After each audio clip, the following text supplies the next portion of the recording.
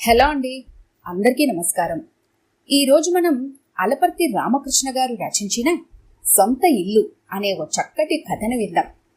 ఇక కథలోకి వెళ్దాం. ఉత్తేజాన్నిచ్చే ఉదయపు ఎండ, నిప్పులు జరిగే మధ్యాహ్నపు ఎండ అవన్నీ అనుభవంలోకి వచ్చాయి. సాయంకాలపు నీరెండలోకి చేరుకుంది జీవితం. ముందున్నది చీకటని తెలుసు. వెలుగుని ఎంతగా ప్రేమించానో చీకటిని కూడా అంతే అభిమానంగా ఆహ్వానించడానికి సిద్ధంగా ఉన్నాను.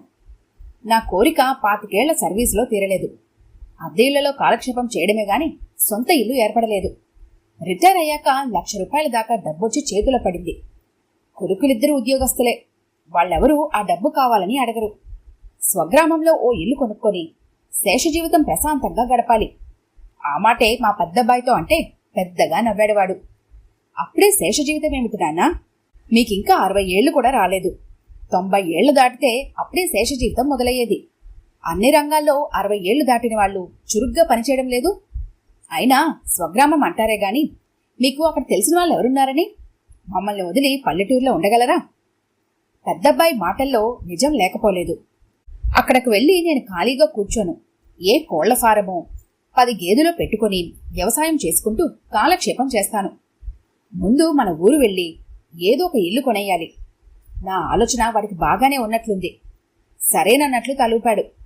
స్వగ్రామంలో పట్టుమని 10 రోజులు కూడా ఉండలేదు. ఎప్పుడు 3 ఎకరాల మాగాని ఉంది తప్పితే సొంత ఇల్లు లేదు. సొంత ఊరు వదిలిపెట్టి ఎప్పుడో వచ్చేశాం. చదివింది, ఉద్యోగాలు చేసింది పట్నాల్లోనే. మా ఆవిడకు కూడా పట్నంలో ఉండాలన్న పట్టుదల లేదు. ఏ పని చేయకపోయినా పెన్షన్ డబ్బులతో కాలక్షేపం చేయొచ్చు. కొడుకులిద్దరూ నా మీద ఆధారపడాల్సిన అవసరం లేదు. పెద్దాడు బ్యాంక్ క్లర్క్. వాడికి కూర్చుంటే ఆకలి దప్పులుండవు అనిపిస్తుంది. నిజంగా ఆ ఇల్లు అమ్మకానికి దొరకడం నా అదృష్టమే. నాకు అదృష్టమైనప్పుడు మరొకరికి దురదృష్టం కావాలి కదా. ఆ దురదృష్టవంతుడు చలమయ్య. చలమయ్యకి 50 ఏళ్లుంటాయి. మనిషి పొట్టిగా లావుగా ఉంటాడు. మనిషిని చూస్తే ఏ సమస్యలు లేనివాడులా కనిపిస్తాడు. అతని గుప్పడి గుండె నిండా గుణపంతో గుచ్చుకునే సమస్యలు. అతని కూతురు పెళ్లి కోసం ఇల్లు అమ్ముకోవాల్సి వచ్చిందని ఊళ్ళో వాళ్ళు చెబితే వినడమే గాని అతనెప్పుడూ చెప్పుకోలేదు. ఇల్లు అమ్మేశాక కూడా రోజూ వచ్చేవాడు. ఉదయం సాయంత్రం అరుగు మీద గంటల తరబడి కూర్చునేవాడు. గోడల చేతితో తాకుతూ ఇంటి చుట్టూ ప్రదక్షిణలు చేసేవాడు. మధ్యాహ్నం పూట ఇంటి వెనుక ఉన్న మామిడి చెట్ల నీడలో కండువా నేల మీద పరుచుకుని నిద్రపోయేవాడు. ఊరు బయట పోరంబోకు స్థలంలో పూరిపాక వేసుకున్నాడు చలమయ్య. అక్కడ ఉండక పగలంతా నా ఇంటి ముందు పడిగాపులు గాయడం నాకంతగా నచ్చేది కాదు. ఒక్కోసారి భోజనం సంగతి కూడా మర్చిపోయి రాత్రి 9 అయ్యే వరకు అరుగు మీద పడుకునేవాడు. కూతురు వచ్చి తండ్రిని నిద్రలేపి తీసుకుపోయేది. పెళ్లి కుదిరిన ఆడపిల్లను రాత్రిపూట ఇబ్బంది పెట్టకపోతే చీకటి పడకముందే ఇంటికి పోకూడదు అనేవాడిని మాలతితో. ఈ ఇల్లు కొనుక్కున్న నెల రోజులకే ఇంటి మీద మమకారం మీకు ఏర్పడింది. ఇదే ఇంట్లో 25 సంవత్సరాలు కాపురం చేసిన చలమయ్య గారికి ఎంత మక్కువ ఉండాలి. మీ అరుగుల మీద ఆయన పడుకుంటే మీ అరుగులేం అరిగిపోలేండి అంది మా ఆవిడే నవ్వుతూ. ఆ మాటల్లో నిజం ఉన్నా ఊళ్ళో జనం చలమయ్య గారి ఇల్లు చూడముచ్చటగా ఉంటుందనడం నచ్చలేదు. పైగా ఆయన పగలంతా ఇంటి ముందు తిష్టవేయడం అస్సలు నచ్చలేదు నాకు. ఇల్లు కొనకముందు చలమయ్యను మెచ్చుకున్న మనసు ఆ ఇంటి రూపశిల్పి ఇంటి ముందు తచ్చాడమే నచ్చక ఉగ్రరూపం దాల్చుతూ ఉంది. చలమయ్య మొహం వాచేటట్టు చీవాట్లు పెట్టాలని నిర్ణయించుకున్నాను. మాలతికి చెబితే అటువంటి పిచ్చి పనులు చేయకండని మెత్తగా మందలించింది.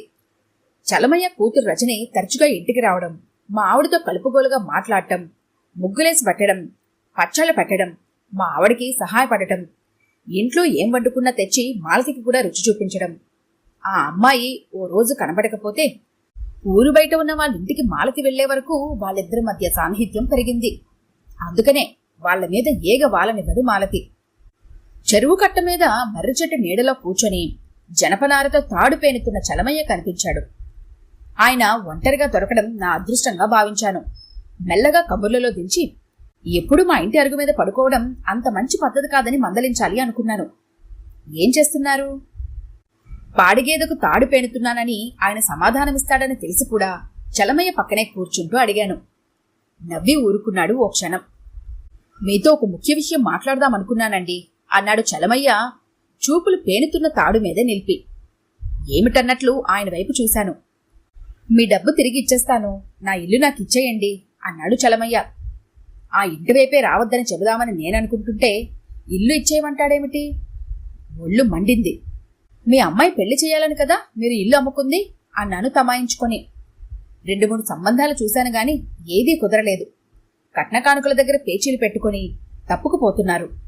ఇంకా 2-3 ఏళ్ల వరకు పెళ్లి ప్రసక్తి తీసుకురావద్దని మా రజనీ గొడవ చేస్తున్నది. నాకు కూడా ఇల్లు అమ్ముకున్నప్పటి నుండి మనస్సు కుదురుగా ఉండటం లేదు. ఏదో బెంగగా ఉంటున్నది. నా కొడుకు నేను శ్రమపడి కట్టుకున్నాం ఆ ఇల్లు. రాత్రిపూట మా అబ్బాయి కల్లోకి వచ్చి ఆ ఇంట్లోనే నన్ను ఉండమంటున్నాడు. దయచేసి నా ఇల్లు తిరిగి నాకు ఇచ్చేయండి అన్నాడు ప్రాధేయపడుతూ. నాలో కోపం కట్టలు తెంచుకుంది. పల్లెటూళ్ళలో ప్రశాంతంగా ఉందామని పట్నం వదిలి వచ్చాను. ఇక్కడ మాట మీద నిలకడలేని మనుషులుంటారని ఇప్పుడే తెలిసింది. ఇల్లు అమ్ముకునే హక్కే గాని తిరిగి అదే ఇల్లు కొనుక్కునే హక్కు నీకు లేదు.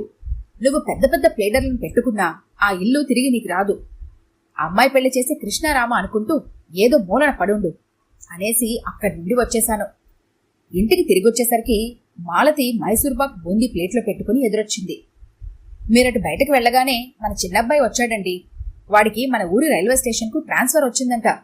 10 ఏళ్ల వరకు మళ్లీ ట్రాన్స్ఫర్ రాదంటున్నాడు. వాడు మనతో పాటే ఉంటాడు. మనకు బోలెడంత కాలక్షేపం అంది మాలతి. ఆ సంతోషంలో మైసూర్పాక్ ప్లేటు నాకివ్వడం మర్చిపోయి మైసూర్పాక్ ముక్కలు నోట్లో వేసుకుంటూ నిలబడింది. ఆమె ముఖంలో కొట్టొచ్చినట్టు కనిపిస్తున్న ప్రశాంతత, ఆనందం నన్ను ముగ్ధుర్ని చేశాయి. ఆ ఇంట్లోకి వచ్చాక అన్నీ కలిసి వచ్చాయి. పల్లెటూరు వచ్చాక మాలతి ఆరోగ్యం కుదుటపడింది.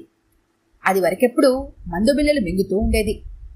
చలమయ్య గొడవ తప్పితే తనకు కూడా ఇక్కడ హాయిగానే ఉంది. చిన్నాడికి ఇక్కడికే ట్రాన్స్ఫర్ వచ్చింది. పెద్దాడికి ప్రమోషన్ వచ్చింది. కొందరికి ఇల్లు కొన్నాక అన్నీ కలిసొస్తాయి. అలా కలిసి వస్తున్నప్పుడు సొంత ఇల్లు అమ్ముకోకూడదు. ఆ ఇంట్లో ఉన్నప్పుడు చలమయ్య ఏం బాగుపడ్డాడు? పొలం అమ్ముకున్నాడు. చేతికి అంది వచ్చిన కొడుకు చెరుకు ఫ్యాక్టరీకి తీసుకెళ్తున్న ఎడ్లబండి కింద పడి చనిపోయాడు.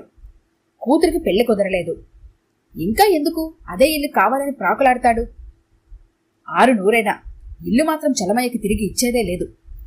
చెరువు కట్ట మీద చలమయ్యతో జరిగిన సంభాషణ మాలతికి చెప్పలేదు. చెబితే బాధపడుతుంది. కరివేపాకు పట్టుకొచ్చింది రజని. ఎందుకమ్మా నీకా శ్రమ? సాయంత్రం మీ ఇంటివైపు వద్దామనుకుంటున్నా అందే అమ్మాయితో. ఈ మధ్య మాలతికి రజని అంటే బాగా మక్కువ ఏర్పడింది. అదో పెద్ద చిక్కుచ్చు పడింది. రజనిని కూడా ఈ ఇంటి గడప తొక్కద్దంటే ఏమనుకుంటుందో. మామయ్య గారికి ఇష్టమని ములక్కాయలు తెచ్చాను, పప్పుచారులు వెయ్యి అత్తయ్యా అంది అమ్మాయి. వరసలు కూడా కలిపేసి మాలతిని బుట్టలో వేసుకుంది. మాలతికి ఏ కొద్దిగా ఒళ్ళు వెచ్చబడినా జలుబు చేసినా ఆ అమ్మాయి వంట చేసి వెళ్తుంది. పల్లెటూరు వంటకాల రుచి మా ఇద్దరికి రుచి చూపించి లోబర్చుకొని మళ్లీ ఇల్లు సొంతం చేసుకోవాలని చూస్తున్నారల్లే ఉంది. ఆ పప్పులేం మన దగ్గర ఉడకో.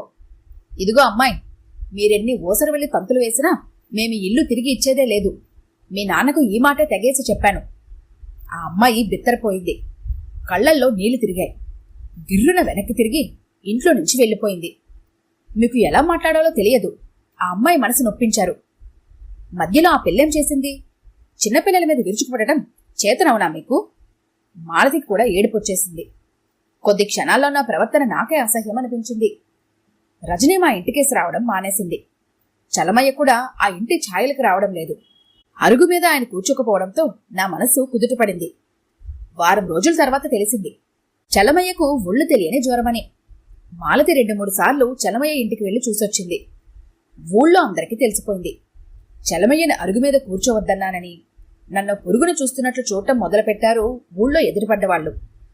పలకరించడమే మానేశారు. అన్నిటికంటే అసంతృప్తి కలిగించిన విషయం అరుగులు బోసిగా కనబడటం. ఆ అరుగుల మీద 4-5 చేర్చుకొని చలమయ్య ఎప్పుడు పిచ్చాపాటి మాట్లాడుతూనే ఉండేవాడు. ఇంటి ముందు సందడిగా ఉండేది. ఎవరూ లేనప్పుడు అరుగుల మీద నుంచి కనీసం చలమయ్య గురకన్నా వినపడేది. దెబ్బ మీద దెబ్బ తగిలినట్లు మరో పరిణామం నా అర్జునాలను తలక్రిందులు చేసింది. చలమయ్య జ్వరం తెగ్గాక మళ్లీ అరుగు మీద చేరాడు. చిన్నబ్బాయి రవి ఈ మధ్య చలమయ్య గారింటికి రాకపోకలు ఎక్కువ చేయడమే కాక రజనిని పెళ్లి చేసుకుంటానని మొండి పట్టుపట్టాడు. రజని మా ఇంటి కోడలయ్యింది. ఇంట్లో కొడుకు కోడలు కిలికిలా నవ్వుకుంటుంటే అరుగుల మీదకి చేరక తప్పలేదు. చలమయ్య పక్కన కూర్చొని పంటలు గూర్చో, కోడగిత్తలు గూర్చో మాట్లాడుకోక తప్పలేదు. 1 సంవత్సరం గడిచాక పక్కన చలమయ్య లేకపోతే ఏమీ తోచని పరిస్థితి ఏర్పడింది. మేమిద్దరం అరుగు మీద కూర్చొని మాట్లాడుతూ ఉంటే పోస్ట్ మ్యాన్ ఉత్తరం తెచ్చి ఇచ్చాడు.